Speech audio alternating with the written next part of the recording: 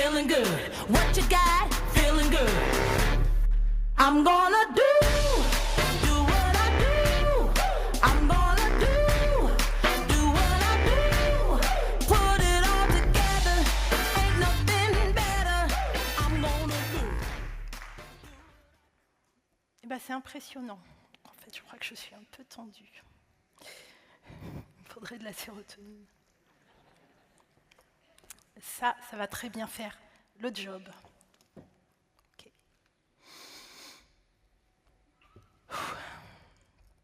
Ok, là, ça va mieux. Vous avez déjà dû entendre dire que jardiner, ça rend heureux, ou qu'au moins ça détend. Mais savez-vous pourquoi? Eh bien parce que dans la terre, il y a Mycobacterium vaccae, une petite bactérie non pathogène que l'on respire au contact de la terre et qui active les neurones qui synthétisent la sérotonine. Je respire la terre, je respire Mycobacterium vaccae, je fabrique de la sérotonine. Et c'est l'hormone qui nous aide à gérer nos pulsions, qui favorise la détente, la relaxation, le lâcher-prise et surtout qui régule notre humeur. Et savez-vous que 80% environ de notre sérotonine est synthétisée par d'autres bactéries, cette fois les nôtres, les bactéries amies qui forment les 1 à 2 kg de notre microbiote intestinal. Donc, je suis le docteur Michel Penka, médecin à Paris, et je me suis spécialisée il y a des années en médecine fonctionnelle et nutritionnelle. Ça me permet d'aller regarder ce qui se passe au niveau de notre plus petite unité de fonctionnement, les cellules, mais aussi les bactéries de notre intestin. Mais ça n'a pas du tout toujours été le cas. Je vous emmène dans mon ancienne vie il y a 20 ans. Je suis interne en médecine, parce que là tout va bien, en surpoids, accumulé au cours des études, en fatigue chronique, et pas simplement à cause des gardes, avec différents symptômes qui se surajoutent et des douleurs articulaires surtout, qui sont de plus en plus fréquentes, qui sont de plus en plus fortes, qui me réveillent les nuits en pleurs, et j'ai même pas 30 ans. Je me reconnais de moins en moins dans la glace, je me reconnais en tout cas plus du tout dans ma vie, et j'en ai juste assez d'en avoir assez. Et j'ai replongé dans mes cours de première année, vous savez, ceux qu'on range dans un coin et qu'on oublie. Je voulais vraiment comprendre ce qui se passait, ce qui m'arrivait et ce qui se passait dans mes cellules. Je me suis réinscrite à des formations, surtout celles de nutrition cellulaire. Oui, parce que ce n'est pas parce que je mange bien qu'il y a tout ce qu'il faut dans mes cellules, pas du tout. C'est intéressant. Alors je me souviens, comme si c'était hier, du jour où j'ai vidé tous mes placards et le frigo dans 2 énormes cabas. Entre autres choses, peu à peu, j'ai réappris à manger, à ressentir mon organisme, les sensations de faim, de satiété, de lourdeur, de légèreté, d'énergie. Au fur et à mesure, les symptômes sont rentrés dans l'ordre et surtout, les douleurs articulaires. Ça, c'était vraiment chouette. C'est au cours de mes formations que j'ai fait la connaissance du microbiote intestinal, ce formidable partenaire de santé et ses super pouvoirs. Ça a été un véritable coup de foudre et ça a vraiment été une révélation pour moi. Et si un changement de vie, ça commençait dans le ventre? La réponse est oui.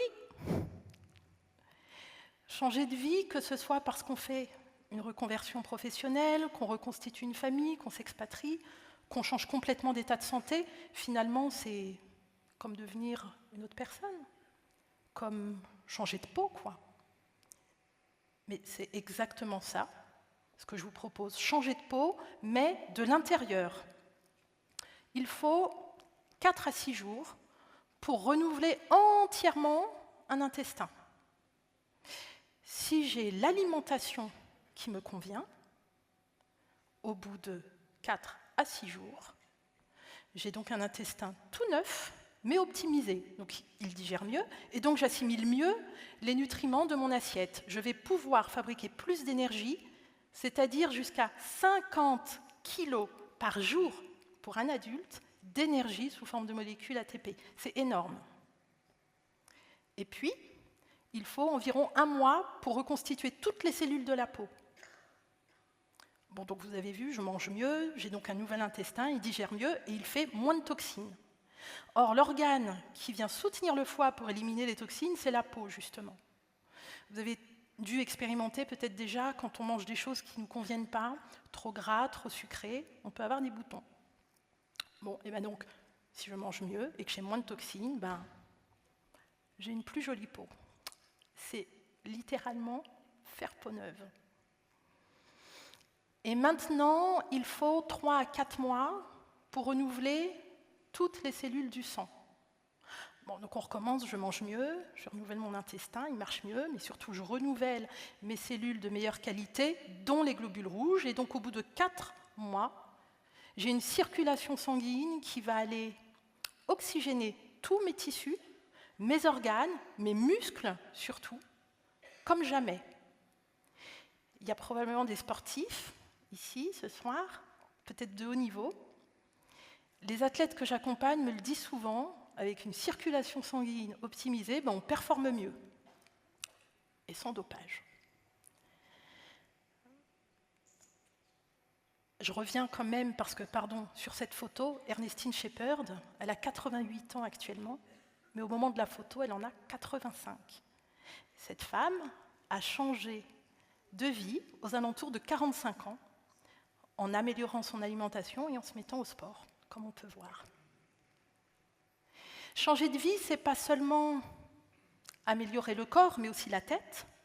Il faut optimiser la santé mentale, émotionnelle, et on a déjà vu que le microbiote intestinal permettait de fabriquer notre sérotonine. Mais pas que. Il y a des bactéries, toujours dans nos intestins, qui vont synthétiser cette fois, vous êtes bien assis, une hormone sexuelle, s'il vous plaît, l'allopregnanolone, que l'on trouve en très grande quantité, en particulier chez les femmes enceintes, dans les derniers mois de grossesse. Et les études scientifiques ont montré que quand cette hormone est diminuée, elle les prédispose à la dépression du postpartum. Et cette hormone est même commercialisée pour servir de traitement antidépresseur dans cette pathologie. Donc, manger mieux et favoriser un microbiote intestinal équilibré, on appelle ça l'eubiose, va permettre de maintenir une bonne santé mentale et émotionnelle.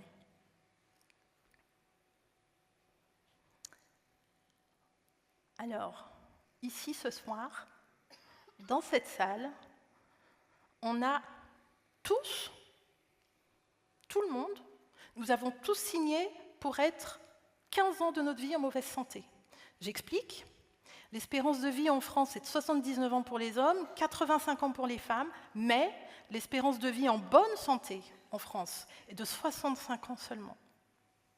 Faites le calcul, environ 15 années de vie en mauvaise santé, en particulier les maladies chroniques, dites de civilisation, diabète, maladies cardiovasculaires, auto-immunes, dégénératives.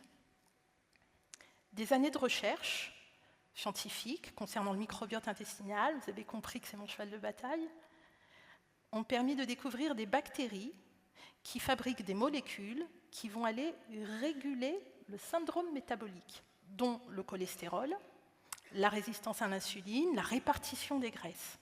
Alors, mesdames et messieurs, ce soir, permettez-moi de vous présenter 2 de ces super-héros, Akkermansia et Lactobacillus gasseri.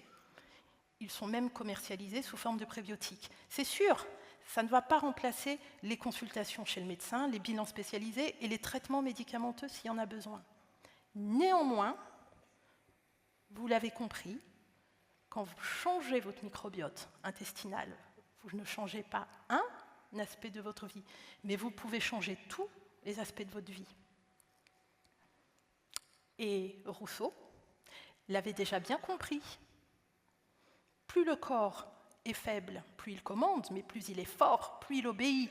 Et du coup, je vais vous donner quelques clés que vous avez déjà entendues ce soir pour que votre ventre ne soit pas un maillon faible, mais un maillon fort de votre organisme et donc de votre santé. En numéro 1, le sommeil, un sommeil de qualité. De nos jours, la chose la plus importante à réguler dans nos vies, c'est le sommeil. Parce que si tu dors mal, même si tu fais tout le reste très très bien, tu n'auras jamais un organisme qui fonctionne très très bien.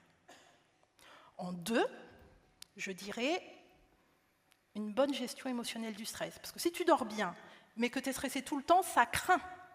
Parce que le stress provoque la sécrétion d'hormones qui, si ça dure trop longtemps, vont installer de l'inflammation chronique dans l'organisme et donc des maladies chroniques. Puis, des relations sociales épanouissantes.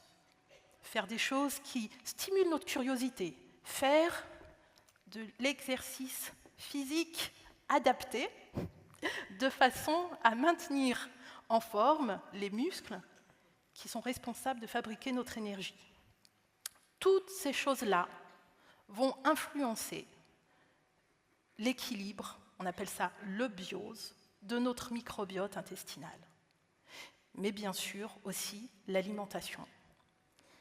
Une alimentation santé, la moins polluée possible, riche en fibres végétales, avec pas trop de viande rouge, si possible, pas plus de 500 grammes par semaine, des petits poissons gras, et puis attention au sucre. Et d'ailleurs, le matin au petit déjeuner, on va plutôt manger protéiné et salé. Pareil à midi. Pourquoi ? Pour favoriser la sécrétion de dopamine, qui nous aide à avoir l'énergie, le passage à l'action, pouvoir sortir du lit le matin, la mémoire, le focus, aller vers l'autre. Et puis c'est plus tard dans la journée qu'on va aller vers le sucre, bien sûr plutôt naturel, celui des fruits, en collation dans l'après-midi, mais aussi du sucre lent au dîner, pour favoriser cette fois-ci la sérotonine. Encore elle. Alors on peut prendre des micronutriments, des vitamines, des antioxydants, des acides gras oméga 3, des probiotiques. On peut faire des choses comme ça pour compléter l'assiette. Mais le plus important va rester d'avoir une alimentation personnalisée. Celle que l'on digère bien, alors bien sûr en respectant les goûts, mais celle qui nous fait du bien, qui nous donne de l'énergie, qui respecte notre métabolisme, qui respecte notre microbiote intestinal, qui se nourrit chaque jour de 20% de ce que nous mangeons. Alors, faites-vous confiance. Ressentez ce qui vous fait du bien, ce que vous digérez bien. Bien sûr, il y a des analyses biologiques qui vont aider. Des analyses vraiment de pointe à l'heure actuelle. J'en utilise effectivement en médecine de la longévité, l'anti-âge. Je préfère dire le bien vieillir. Mais vraiment, le plus important, ça reste de ressentir, tester, ressentez, observez, appropriez-vous votre santé et ce qui vous fait du bien à vous. Vous pouvez transmettre cette façon de faire. Et puis lorsque vous aurez trouvé les habitudes qui vous font du bien et qui favorisent un bon microbiote intestinal qui est garant de notre santé, eh bien, ce microbiote, nous le transmettons à nos enfants, et notamment lors de l'accouchement, pour commencer à confectionner la flore intestinale du bébé et sa santé future. Je crois qu'il n'y a pas de plus beau cadeau pour les générations suivantes. Alors prenez bien soin de vous. Merci de m'avoir écouté. Et surtout, n'oubliez pas la sérotonine. Merci.